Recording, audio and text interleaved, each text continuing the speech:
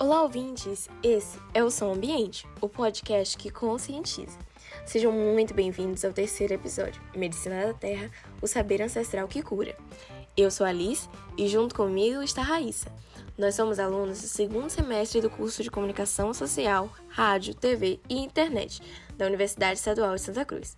E esse podcast é um trabalho desenvolvido na matéria Comunicação e Meio Ambiente. Oi pessoal, eu sou Raíssa e o objetivo desse projeto é promover reflexões e debates sobre questões ambientais para que dessa forma a gente consiga construir juntos uma consciência coletiva voltada para a preservação do meio ambiente.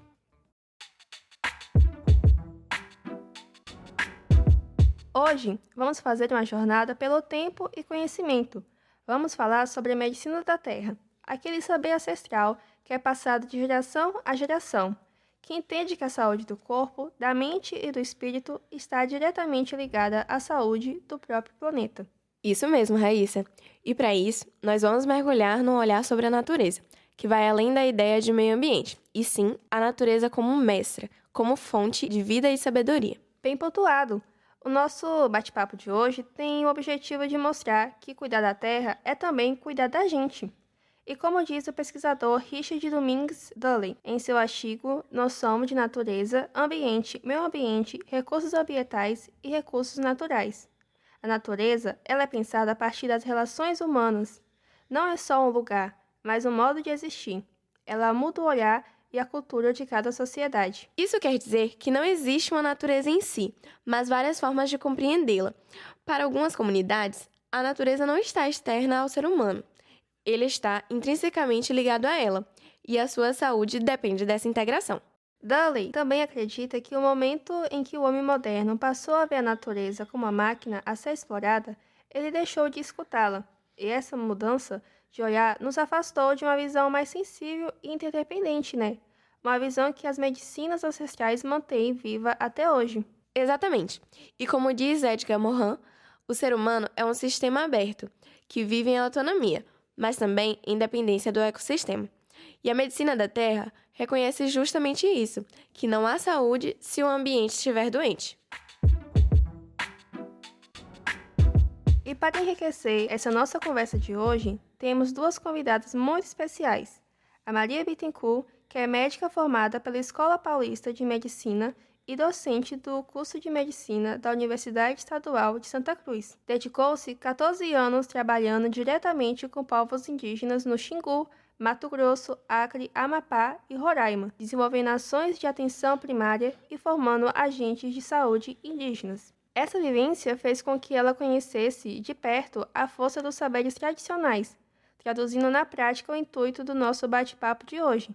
Medicina da Terra, o saber ancestral que cura, demonstrando a importância e a riqueza de métodos que enxergam a saúde como parte da relação entre o corpo, a comunidade e a natureza.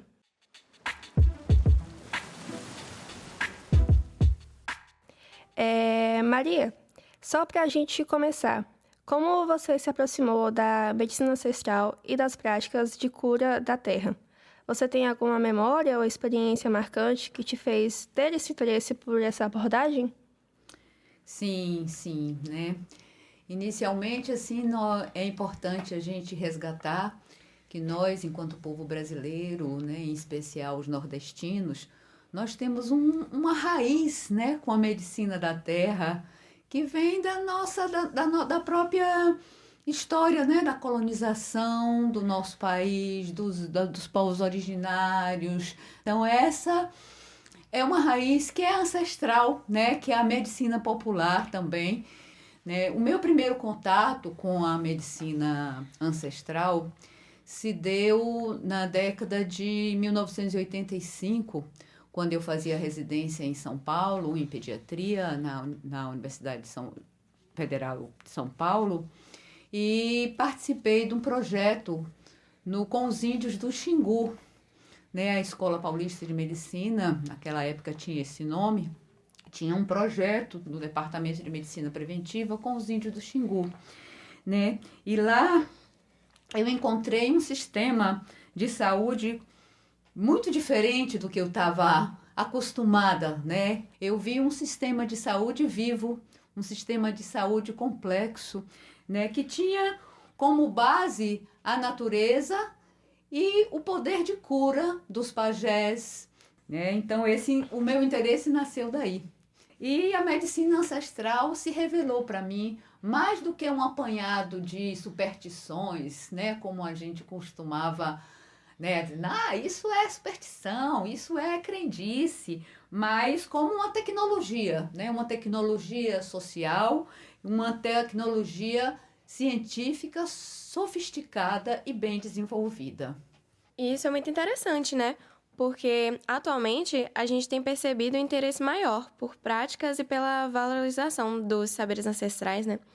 E a gente sabe também que durante muito tempo esses conhecimentos tradicionais, que têm como base a natureza, foram vistos como não científicos e até marginalizados nesse contexto, Maria. E como é que a senhora enxerga o diálogo entre a medicina ancestral e a medicina científica moderna?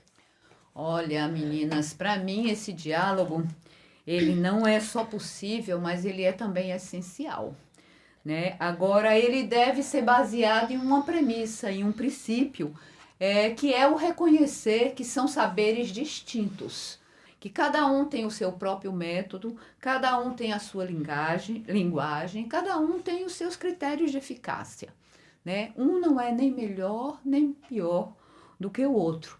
Então, na verdade, se faz necessário quebrar essa supremacia da medicina científica, né? Durante séculos, a gente vive o monólogo da ciência.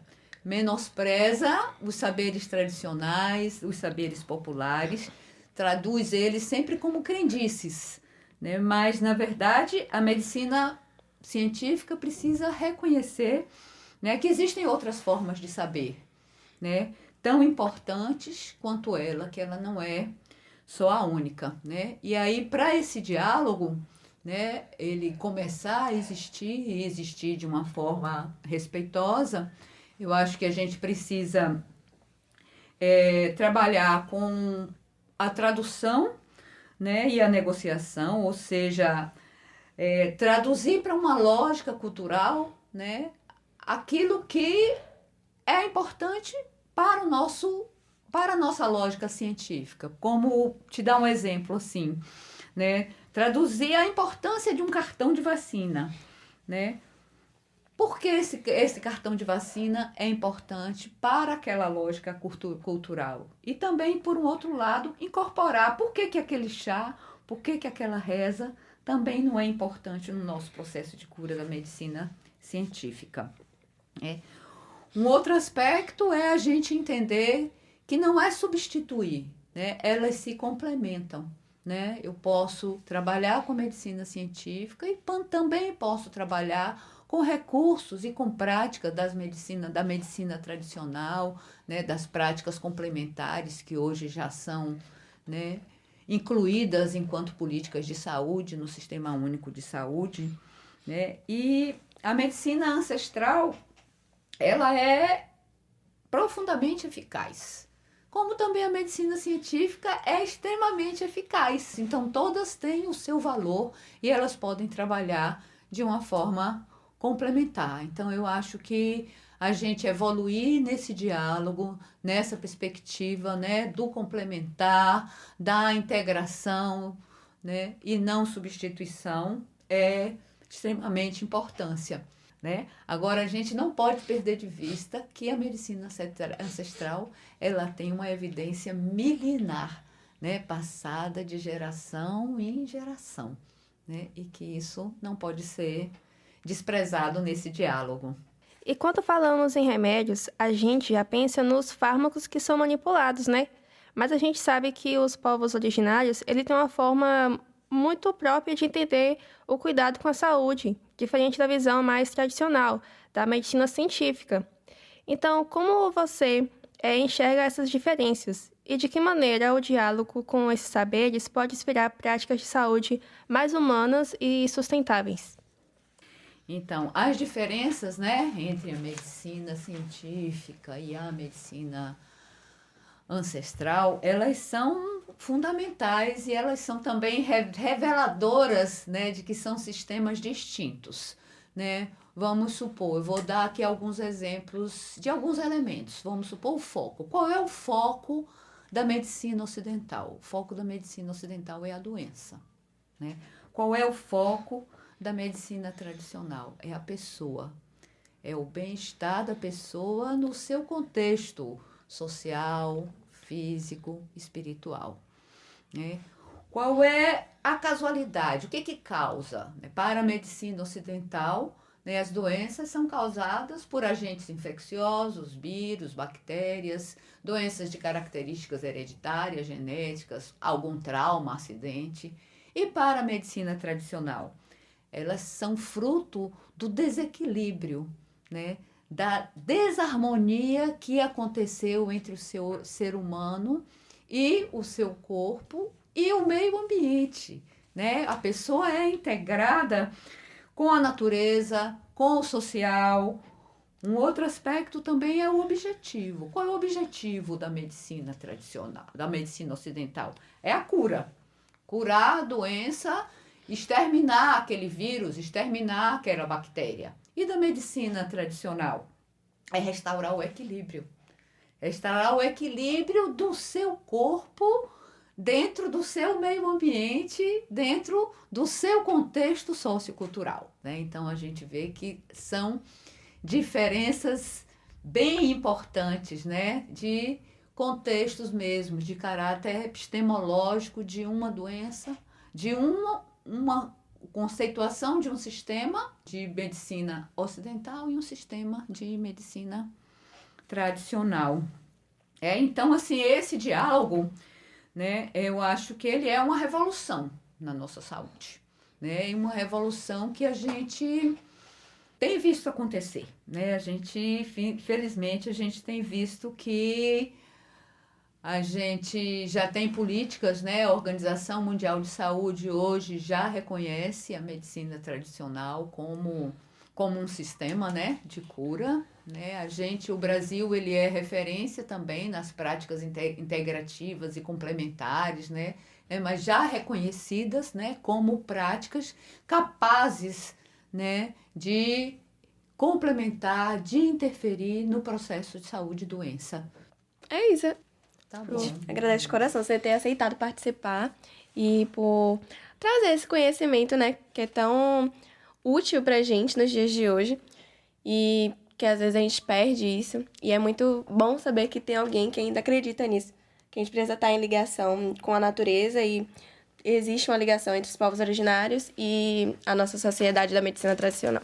Então, eu também agradeço, assim, e só para a gente fechar, assim, né, a gente lembrar que essa medicina ancestral, ela tem esse grande potencial, né, de trabalhar o indivíduo de uma forma mais holística, né, o indivíduo como parte da natureza, como um ser social e também natural. Muito obrigada pela oportunidade de estar com vocês também aqui nesse momento. A gente que agradece. Legal! E a nossa segunda convidada é a Larissa Costa, engenheira agrônoma e doutora em agronomia, com ampla experiência no estudo e cultivo de plantas medicinais e plantas alimentícias não convencionais. Ela também atua como docente do curso de Ciências Biológicas da Universidade Estadual de Santa Cruz, ensinando e pesquisando sobre o poder das plantas e sua relação com a saúde e alimentação. Seu trabalho une ciência e tradição, mostrando que a cura também está nas folhas, raízes e alimentos que a terra nos oferece. Então, Larissa, pensando em algumas práticas de cura relacionadas à natureza, como podemos transformar ações cotidianas, como preparar uma refeição ou tomar um chá, em pequenos rituais de autocuidado para acalmar a mente e nos reenergizar após um dia cansativo? Nossa, essa pergunta é bem legal, porque a gente vive numa correria tão grande, né? Essas emergências, urgências diárias, eu acho que a gente fica A gente se dá pouco tempo para respirar, pouco tempo para se sentir presente. Os japoneses, né, e os chineses, eles fazem esses rituais dos chás e o ritual é todo um processo, né, desde a colheita até você esquentar a água, até você colocar a planta na xícara. Então, tudo isso faz parte. E a gente perdeu esses hábitos. A gente está sempre muito apressado, pouco tempo, sempre correndo. Então, eu acho que ter um tempo para tirar para a gente, para fazer um chá, que não precisa ser um chá caro, não precisa ser algo comprado, pode ser um chazinho de capim-santo, de erva cidreira, né, de colher ali no quintal de casa. E aquele aroma que sai da xícara quando a gente coloca a água e exala pela cozinha, pela casa inteira, isso tudo já cria esse ambiente de sossego, de contemplação, se a gente conseguir fazer de forma presente. Criar esses momentos para nós mesmos, tanto na hora de fazer o chá, como você perguntou, como também de comer, né, alimentos saudáveis, escolher o que a gente quer comer e comer sem fazer outras coisas. Quando eu falo fazer outras coisas, é estar olhando para o celular, né, que a maioria das pessoas hoje está comendo e olhando para o celular ao mesmo tempo. A gente nem sente o que está comendo, não sente o gosto, nem olha para o que está. Então, ter escolhas saudáveis, né? Escolher o que vai comer, preferir. Quando tem aquele ditado assim que fala que a gente tem que escolher desembalar menos e descascar mais, né? A gente entende fácil, né? Que é escolher comidas mais naturais, mais saudáveis. Isso é muito importante para a nossa saúde. Quem consegue fazer isso, tirar esse tempo para se privilegiar, né? Para se dar esses pequenos presentes, certamente vai estar contribuindo para a melhoria da sua saúde. E falando em medicina ancestral, Larissa, você poderia nos dizer, além dos temperos conhecidos como alho e gengibre, quais são os outros remédios que a gente chama assim, remédio de vó, que podemos incorporar no nosso dia a dia no cuidado da saúde? Então, a gente está falando de plantas medicinais. A gente tem muitas plantas e a maior parte delas são plantas de uso popular. Então, a gente tem erva cidreira, eu sempre falo das mais comuns, né? Do boldo, do capim-santo, mas eu poderia dizer que tem algumas que já têm comprovação científica, que a gente pode usar sabendo exatamente que já tem pesquisas que sabem qual é o princípio ativo, qual é a ação esperada ali dessas plantinhas. Uma delas, que eu poderia dizer, seria o maracujá, a passiflora, né, que as pessoas conhecem. Então, o chazinho de maracujá já tem comprovação de que é algo que serve para acalmar, um ansiolítico, um calmante. Da mesma forma, o capim-santo também, né, o capim, o pessoal em São Paulo chama de capim-cidreira, tem lugar que chama de capim-limão. Também tem comprovação científica desses compostos, né? Óleos essenciais que tem citral, geranial, que também tem essa ação calmante. Outra que a gente poderia lembrar aqui agora seria o guaco.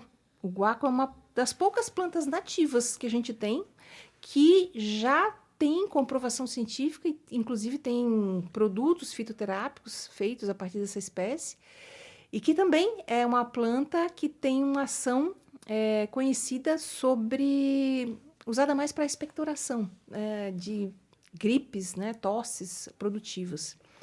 Então, essas seriam algumas que eu lembro agora, que seriam espécies assim, que a gente conhece, que usa e que também a ciência já comprovou os seus efeitos terapêuticos. Legal, Larissa.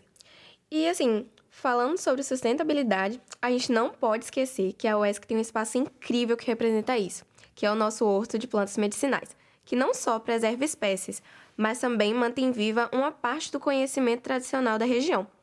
Então, nesse contexto, você poderia contar para mim e para o nosso ouvinte que tipo de descobertas e aprendizados mais te marcaram nessa vivência de tantos anos com os alunos e pesquisadores? E, na sua visão, qual é o papel desse tipo de projeto na valorização da cultura local e na promoção da consciência ambiental? Eu vi o Horto de Plantas Medicinais nascer. Ele foi criado em 1998, então já tem mais de 25 anos esse horto aqui dentro da universidade.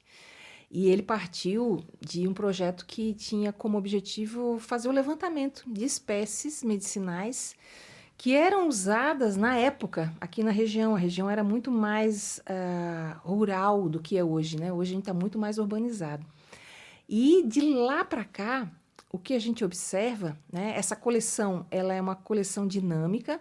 Algumas plantas persistem, outras foram substituídas, mas o que a gente percebe é esse distanciamento que a gente vem tendo com o passar dos anos.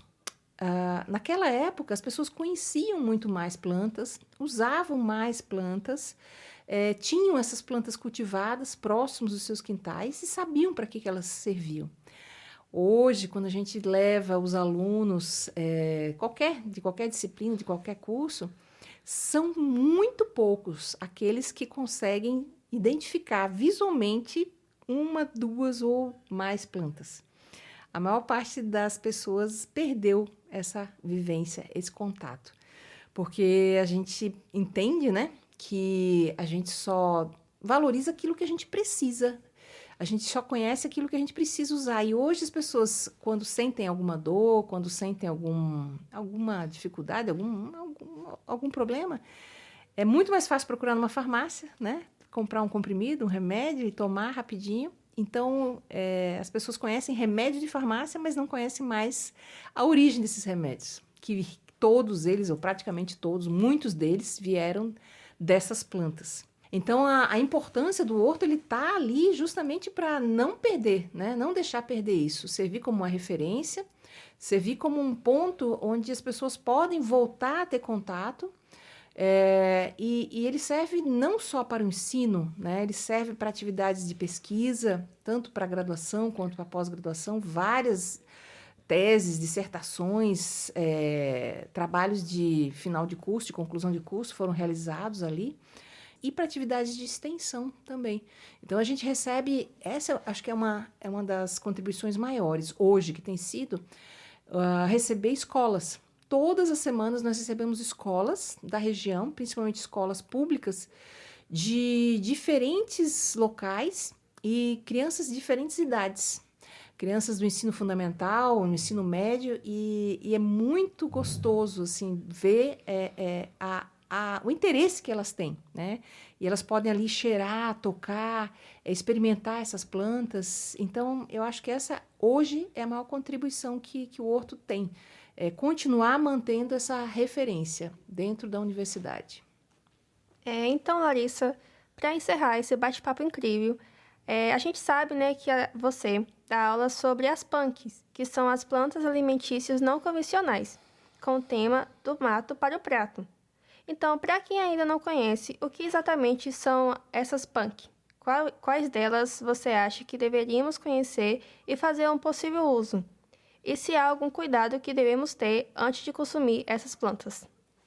Legal essa pergunta.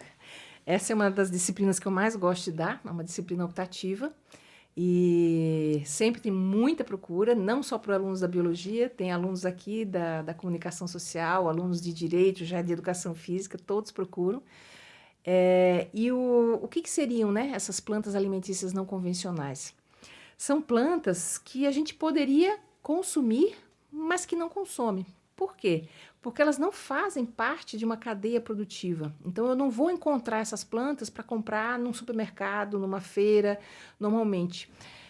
São plantas que algumas deixaram de ser usadas, caíram no esquecimento, como, por exemplo, a araruta, que é uma planta que nossos avós usavam e que hoje, por não ter tanta procura, ela caiu no esquecimento, mas era usada pelos índios. A gente fazia polvilho de araruta para fazer sequilhos, biscoitos, bolos, mingau.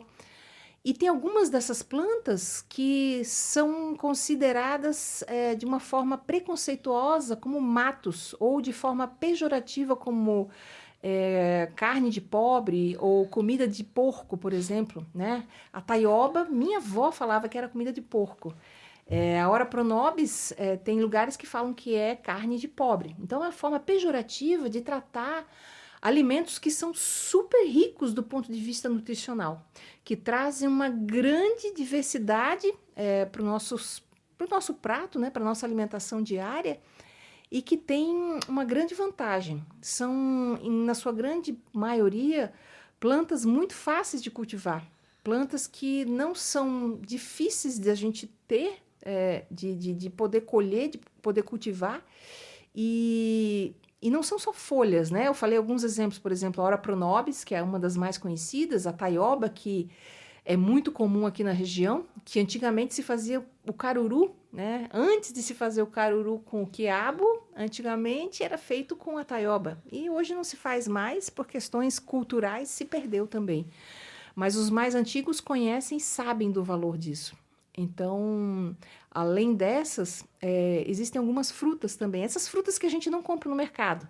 São frutas que a gente não produz em termos comerciais, mas em determinadas épocas, estações do ano, as pessoas colhem e vendem.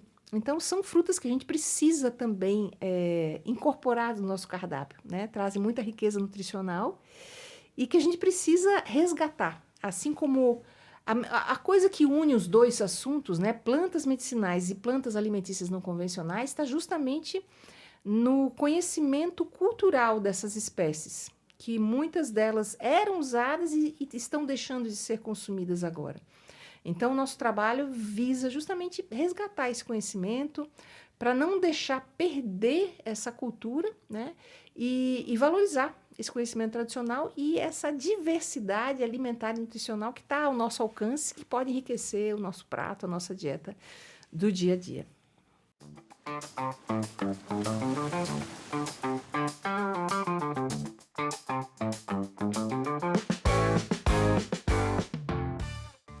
E aí, o que achou do nosso episódio de hoje? Ao longo da nossa conversa, deu para perceber que a medicina da terra vai muito além das ervas e dos remédios naturais. É mais sobre a forma de como nos relacionamos com o mundo, o corpo e a natureza. As professoras Maria e Larissa mostraram que o cuidado verdadeiro nasce do respeito à terra e do reconhecimento do que está conectado: o solo, as plantas, a água, os seres humanos. A medicina da terra nos ensina que a saúde não é só ausência de doença, é equilíbrio. Exatamente, é ouvir o que a natureza tem a dizer. E mais do que nunca, precisamos reaprender com esses saberes, unindo a ciência ao conhecimento ancestral, porque no fim das contas, cuidar da terra é também cuidar da gente. Se ficou com alguma dúvida sobre o que discutimos hoje, lembre-se, o nosso principal objetivo é conscientizar, então queremos ouvir muito vocês. Estaremos ligados em seus comentários, sugestões e perguntas. É só enviar para as nossas redes sociais. A participação de todos é fundamental para construirmos juntos esse projeto. Além disso, a gente tem um agradecimento especial às nossas convidadas, Maria e Larissa, pela presença e por compartilharem conosco conhecimentos tão relevantes. Foi uma honra tê-las aqui. E aos nossos ouvintes, muito obrigado por embarcarem nessa reflexão com a gente. Até mais!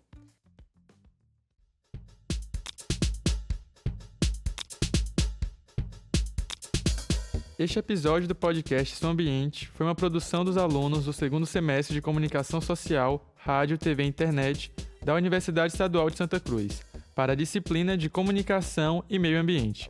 Apresentação: Alice Bispo e Raíssa Viana. Equipe: Alice Bispo, Ana Clara Costa, Jéssica Calhau, Ana Cecília Marques, Pablo Alves, Raíssa Viana, Samira Silva e Thomas Santos. Técnico de som: Ismera Souza.